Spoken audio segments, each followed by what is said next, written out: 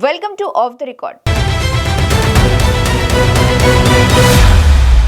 ఏపీలో వైసీపీ హయాంలో జరిగిన మద్యం అమ్మకాలపై సిబిఐ ఈడీ విచారణ ప్రారంభం కాబోతుందా? జరుగుతున్న పరిణామాలు చూస్తుంటే అవుననే సమాధానం వస్తుంది. వైసీపీ హయాంలో ఏపీలో మద్యం కుంభకోణం భారీ స్థాయిలో జరిగిందన్న ఆరోపణలున్నాయి. ఆ అంశాన్ని నర్సారావుపేట టీడీపీ ఎంపీ శ్రీకృష్ణ దేవరాయలు లోక్సభలో కూడా ప్రస్తావించారు. కేంద్ర హోంమంత్రి అమిత్ షాను కలిసి చర్చించారు. ఆయన తాజాగా సీఎం చంద్రబాబుతో భేటీ కావడం చర్చనీయాంశమైంది. ఆ క్రమంలో ఏపీ లిక్కర్ స్కామ్ పై సీరియస్ గా దృష్టి పెట్టిన కేంద్రం సిబిఐ ఈడీ విచారణకు ఆదేశించే అవకాశం ఉందంటూ ప్రచారం జరుగుతోంది.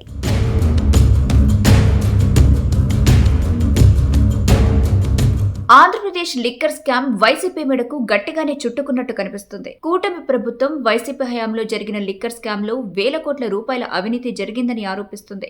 ఇప్పటికే ఆ కేసు సిఐడి విచారిస్తుంది. ఈ కేసులో ఎంపీ పెద్దిరెడ్డి మిథున్ రెడ్డి ప్రమేయం పైన టీడీపీ నేతలు ఆరోపణలు చేస్తున్నారు. మిథున్ రెడ్డి కోర్టులో ముందస్తు బెయిల్ కోసం దరఖాస్తు చేసుకున్నారు. అదే సమయంలో నర్సారావుపేట టీడీపీ ఎంపీ లావు శ్రీకృష్ణదేవరాయలు జగన్ హయాం నాటి లిక్కర్ స్కామ్ పై తీవ్ర ఆరోపణలు చేస్తూ ఆ వ్యవహారంపై ప్రత్యేక దృష్టి సారించారు.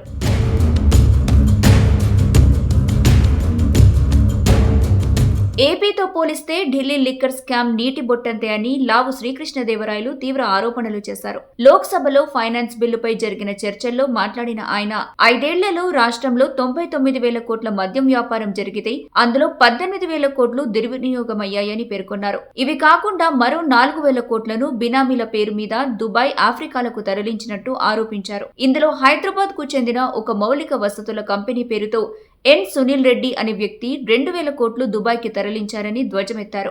ఈ లావాదేవీలపై ఈడీ దర్యాప్తు జరిపి బాధ్యులపై చర్యలు తీసుకోవాలని డిమాండ్ చేశారు.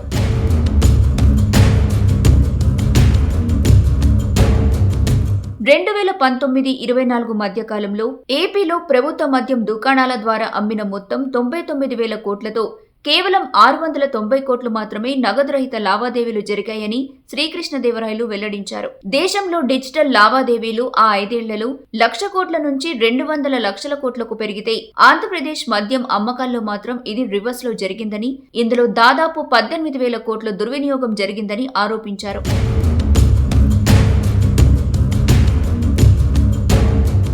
ఈ ఆరోపణలపై కేంద్ర హోంమంత్రి అమిత్ షా దృష్టి సారించారు. అమిత్ షాతో సమావేశమైన లావు కేసు మూలాలను వివరించారు. రాష్ట్రంలోని 22 డిస్టిలరీలను చేజిక్కించుకొని అర్థం పర్థం లేని బ్రాండ్లతో 26 కొత్త కంపెనీలను ప్రారంభించారని అమిత్ షాకు వివరించారు. సంబంధిత కీలక పత్రాలను అందజేశారు. ఇదే వ్యవహారంలో హైదరాబాద్ కు చెందిన సునీల్ రెడ్డి 2,000 కోట్లను దుబాయ్కి తరలించిన కీలక పత్రాలను లావు అందించినట్లు తెలుస్తోంది. ఈ లావాదేవీలపై ఈడీ క్షుణ్ణంగా దర్యాప్తు జరిపితే అనేక కీలక వివరాలు బయటపడతాయని పేర్కొన్నారు. ఈ విషయంపై తాము క్షుణ్ణంగా దర్యాప్తు జరిపిస్తామని అమిత్ ఆయనకు హామీ ఇచ్చినట్టు సమాచారం.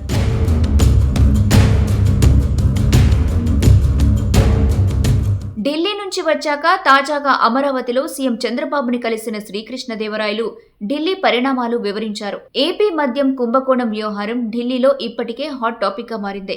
ఏపీ లిక్కర్ స్కామ్ పై సీరియస్ గా దృష్టి పెట్టిన కేంద్రం సిబిఐ ఈడీ విచారణకు ఆదేశించే అవకాశం ఉందంటూ ప్రచారం జరుగుతోంది. పార్లమెంట్ సమావేశాలు ముగిసేలోపు దీనిపై ఒక ప్రకటన రావచ్చని ఢిల్లీ వర్గాలు అంటున్నాయి. ఈ వ్యవహారాన్ని ఏపీ ప్రభుత్వం తీవ్రంగా పరిగణించినట్టు సమాచారం. దీనిపై కీలక నిర్ణయం తీసుకునే దిశగా ప్రభుత్వం అడుగులు వేస్తున్నట్టు తెలుస్తోంది.